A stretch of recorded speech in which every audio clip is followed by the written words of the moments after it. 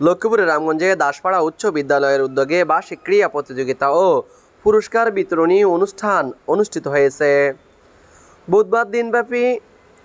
বুধবার দিনব্যাপী দাসপাড়া উচ্চ বিদ্যালয়ের মাঠ প্রাঙ্গণে বিদ্যালয়ের প্রধান শিক্ষক মোহাম্মদ ইমাম হোসেনের সভাপতিত্বে সহকারী শিক্ষক মোহাম্মদ আনোয়ার হোসেনের সঞ্চালনায় এই অনুষ্ঠান অনুষ্ঠিত হয়। এই সময় প্রধান অতিথি হিসেবে উপস্থিত ছিলেন দাসপাড়া উচ্চ বিদ্যালয়ের ম্যানেজিং কমিটির সভাপতি মোহাম্মদ কামাল হোসেন।